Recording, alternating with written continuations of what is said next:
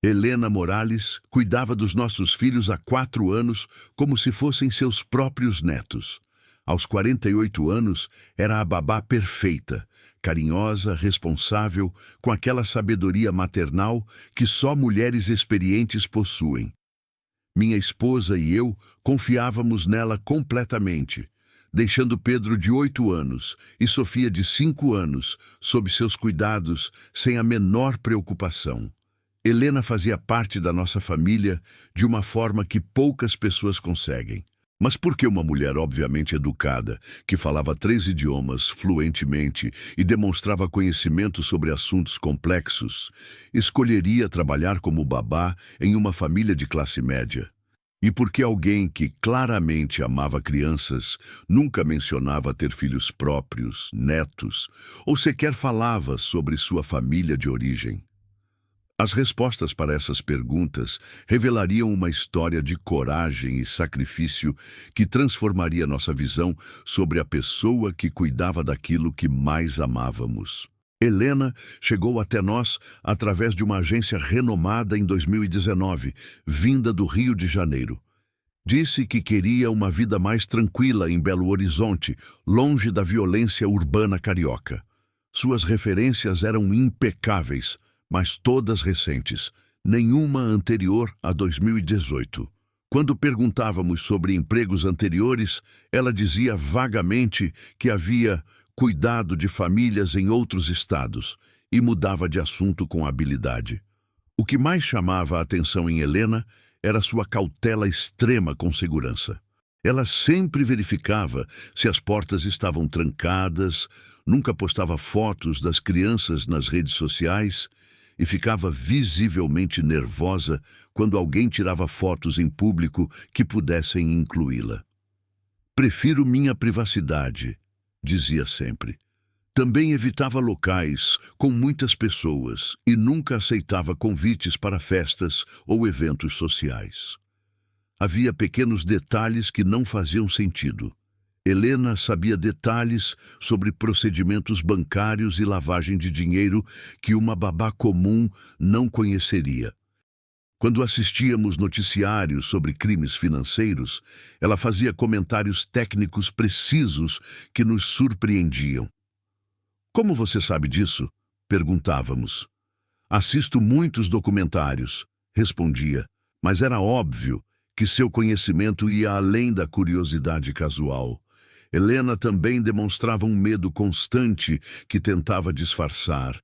Checava obsessivamente as fechaduras da casa, sempre sabia onde estavam as saídas de emergência e mantinha uma bolsa sempre pronta com documentos e dinheiro. Era como se estivesse perpetuamente preparada para fugir a qualquer momento, mesmo vivendo na rotina aparentemente segura de uma família suburbana. O primeiro sinal de que algo estava errado com Helena apareceu durante uma festa de aniversário de Pedro. Enquanto filmávamos a celebração, Helena se escondeu atrás de outras pessoas toda vez que a câmera apontou em sua direção.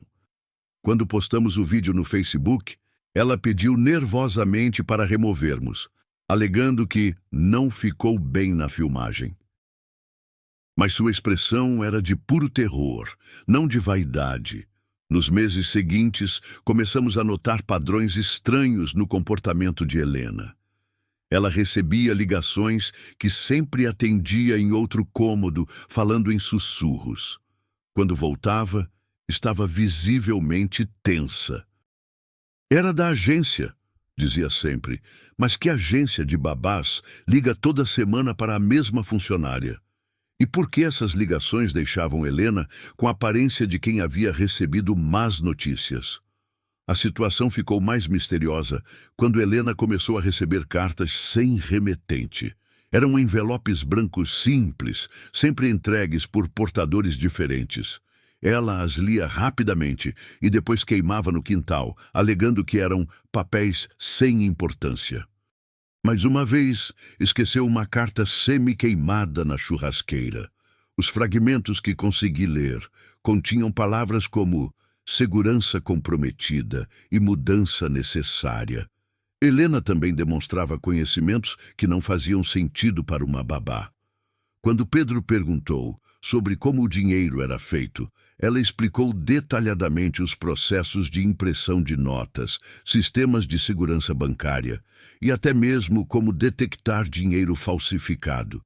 Para uma criança de 8 anos, foi uma aula fascinante.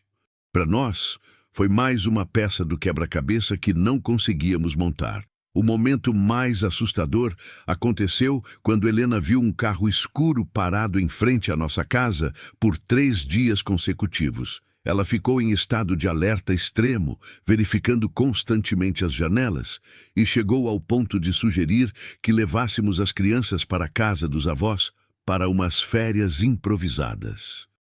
Quando questionei sobre sua preocupação, ela disse: melhor prevenir do que remediar. Mas seus olhos traíam um medo muito específico. Foi então que decidi investigar discretamente. Procurei o nome Helena Morales em redes sociais e registros públicos, mas encontrei muito pouco. Era como se ela tivesse surgido do nada em 2018. Sua carteira de trabalho tinha apenas 2 empregos registrados, ambos recentes. Não havia histórico escolar anterior a 2018, nem registros médicos, nem mesmo multas de trânsito. Para uma mulher de 48 anos, ter tão poucos rastros digitais era praticamente impossível. A descoberta que mudou tudo aconteceu por puro acaso. Durante uma limpeza geral da casa, encontrei uma foto que havia caído atrás da escrivaninha no quarto de Helena.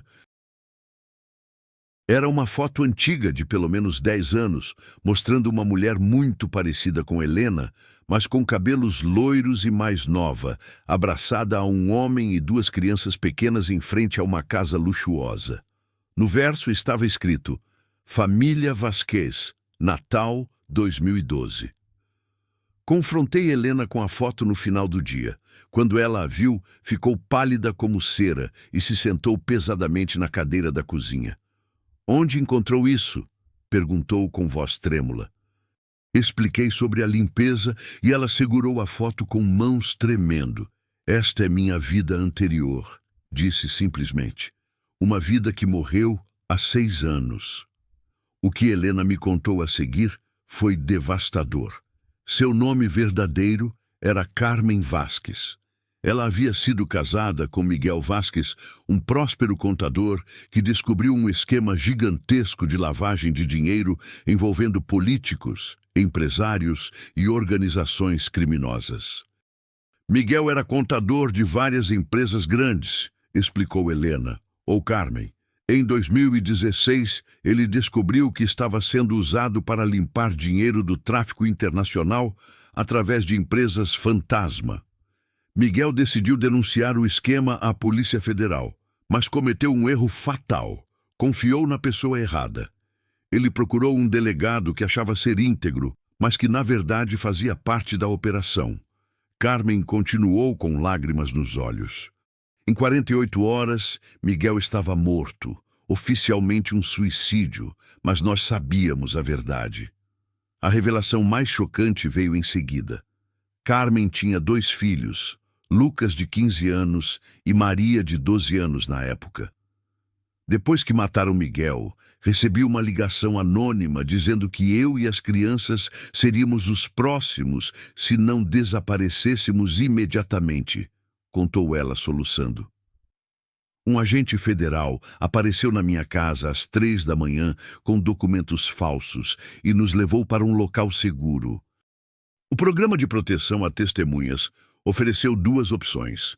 Toda a família mudaria de identidade e se relocaria junta, mas em condições de extrema pobreza e isolamento. Ou Carmen testemunharia sozinha e seus filhos seriam colocados com famílias adotivas, recebendo novas identidades separadas.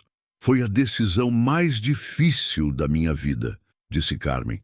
Escolhi salvar meus filhos, mesmo que isso significasse nunca mais vê-los. Lucas e Maria foram enviados para famílias diferentes no exterior, com identidades completamente novas. Carmen não sabe onde estão, como estão, nem mesmo se ainda se lembram dela. Eles acreditam que eu morri junto com o pai, sussurrou. Foi a única forma de protegê-los completamente. Se eu soubesse onde estão, seria uma fraqueza que os criminosos poderiam explorar.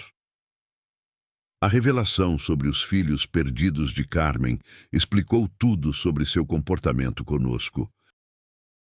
Quando vi Pedro e Sofia pela primeira vez, ela me confessou, foi como se o universo me desse uma segunda chance de ser mãe.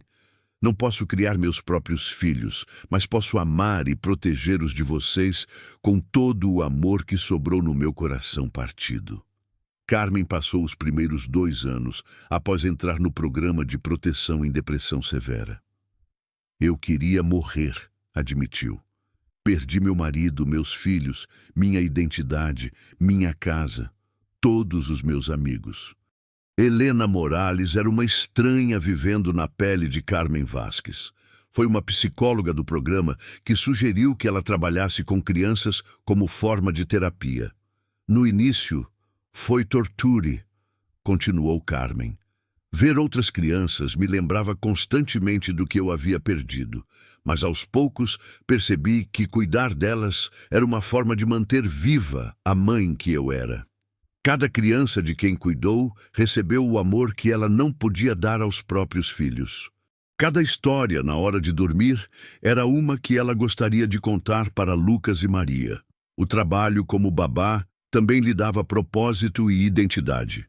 Helena Morales pode não ter passado, mas ela tem futuro, refletiu. Todos os dias eu faço diferença na vida de uma família, protejo crianças, ajudo pais. É uma vida pequena comparada à que tinha, mas é uma vida com significado. Mas a dor nunca desapareceu completamente. Carmen mantinha um ritual secreto. Toda noite, antes de dormir, escrevia cartas para Lucas e Maria que nunca enviaria. Conto para eles sobre meu dia, sobre as crianças de quem cuido, sobre como sinto falta deles, explicou.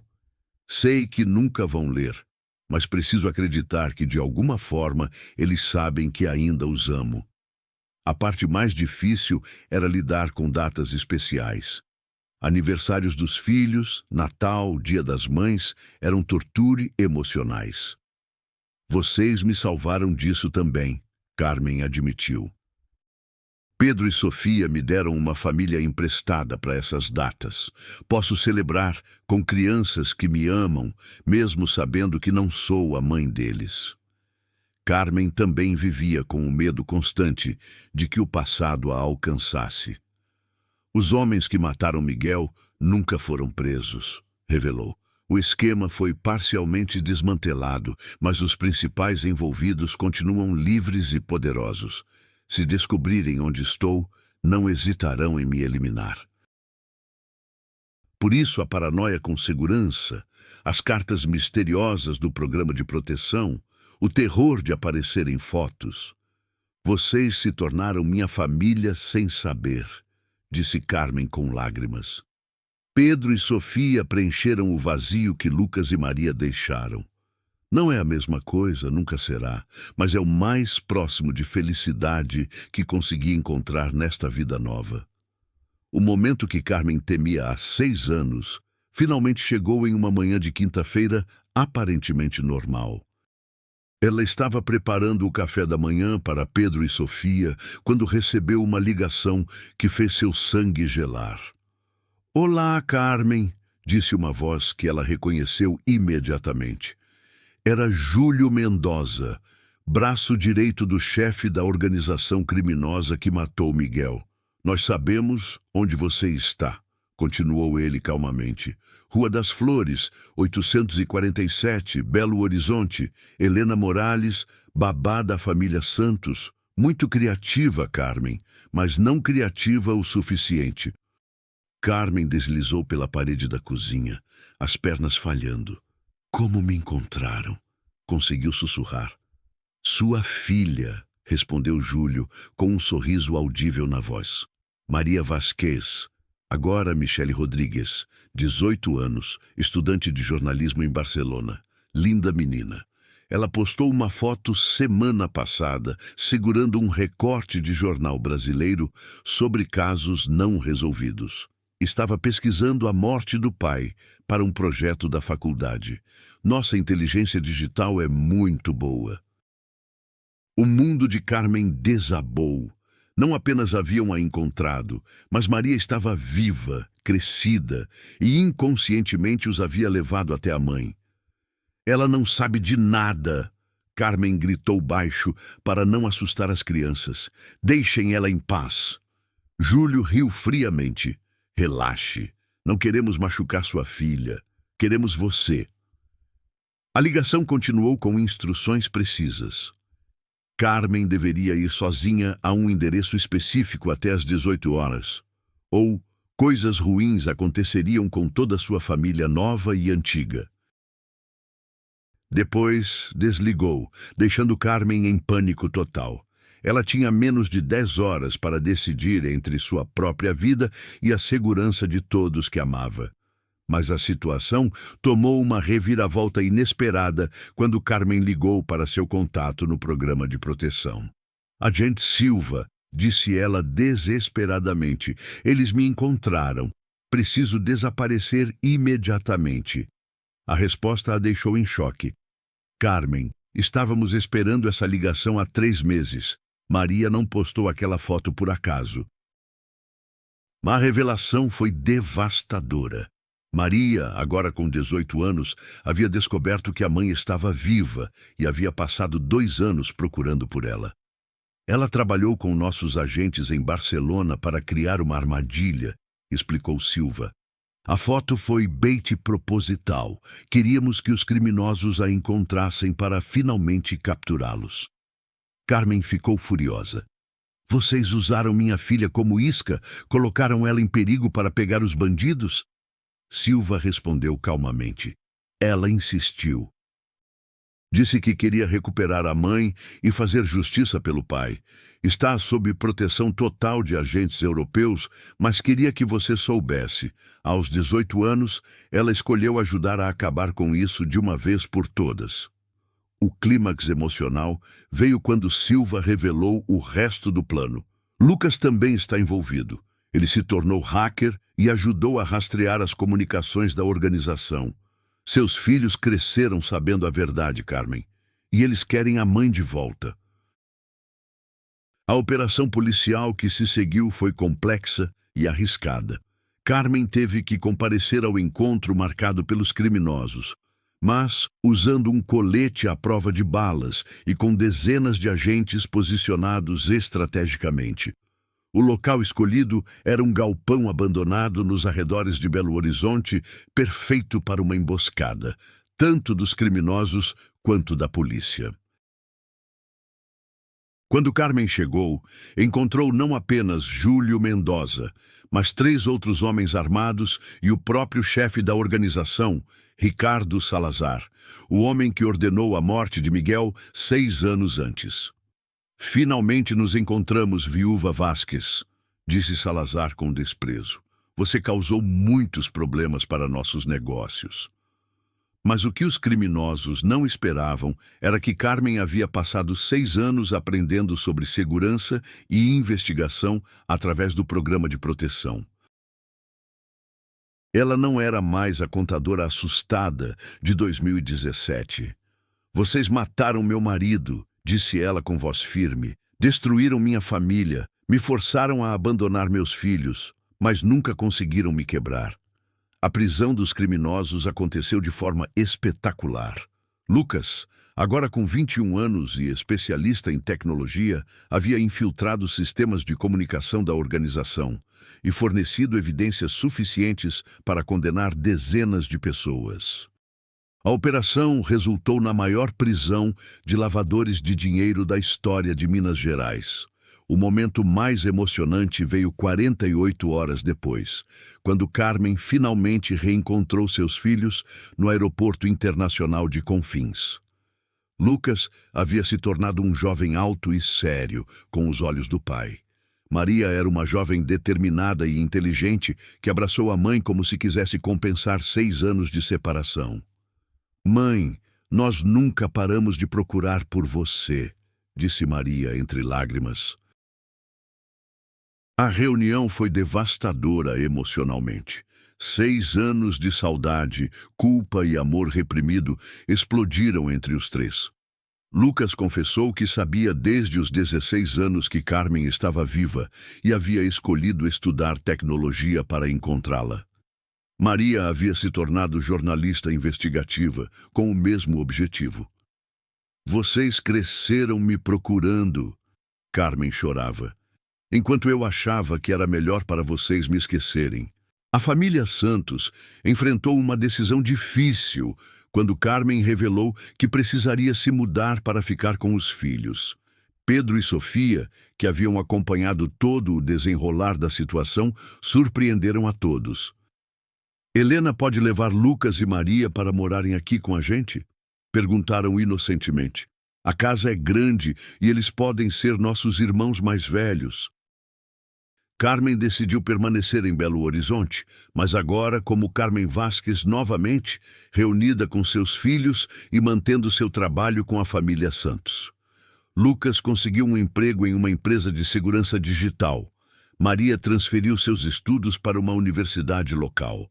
A Casa dos Santos se expandiu para acomodar uma família maior e mais complexa.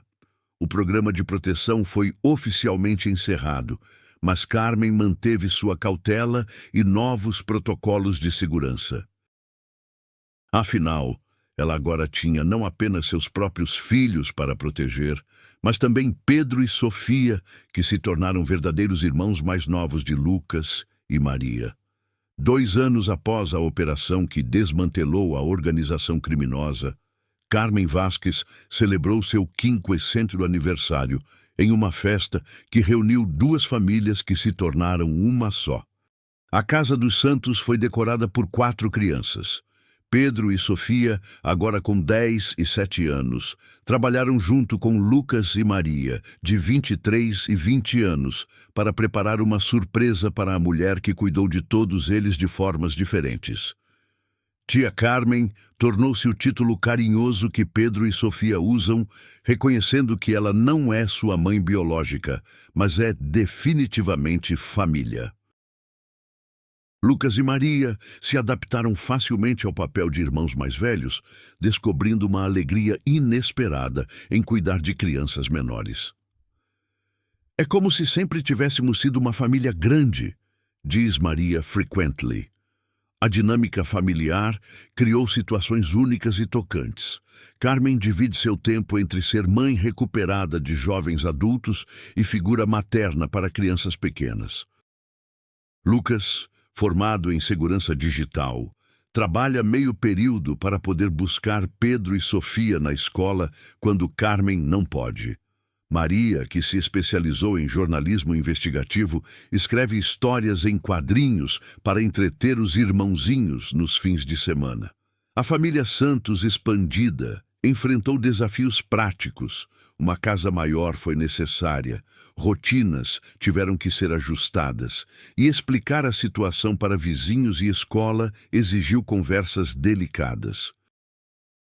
Mas o amor genuíno que cresceu entre todos os membros da família superou qualquer dificuldade logística. Carmen finalmente pôde processar o luto pela perda de Miguel de forma saudosa. Com os filhos de volta e uma nova família que a abraçou, ela encontrou coragem para visitar o túmulo do marido pela primeira vez em 8 anos. Ele ficaria orgulhoso de ver como nossos filhos cresceram fortes e corajosos. Ela disse, segurando as mãos de Lucas e Maria no cemitério. O trabalho de Carmen evoluiu naturalmente. Ela agora coordena um programa especializado em cuidados para famílias afetadas por crimes, usando sua experiência para ajudar outras pessoas que passaram por traumas similares. Lucas desenvolveu sistemas de segurança pro bono para abrigos de mulheres ameaçadas. Maria documenta histórias de superação para um blog que se tornou referência nacional. A tradição familiar mais tocante acontece todas as noites antes do jantar, quando Carmen pede para cada um contar algo bom que aconteceu durante o dia. É um momento em que Lucas pode compartilhar sucessos profissionais, Maria pode contar sobre matérias interessantes, Pedro pode falar sobre jogos na escola e Sofia pode mostrar desenhos. É minha forma de recuperar todas as conversas de jantar que perdemos, explica Carmen. Na sala principal da casa, há uma foto que resume tudo. Carmen no centro, abraçada por 4 filhos, 2 que ela criou desde pequenos, 2 que reencontrou crescidos, mas todos unidos pelo amor e pela escolha de serem família. Embaixo da foto, uma placa com a frase que Carmen escolheu. Família não é apenas quem compartilha seu sangue, é quem escolhe compartilhar sua vida. Perdi 6 anos com meus filhos biológicos, Carmen reflete, mas ganhei a oportunidade de criar uma família ainda maior e mais forte. Miguel ficaria surpreso, mas acredito que ficaria feliz também. Se essa história te tocou, se inscreve e compartilhe com alguém que também merece ouvir isso.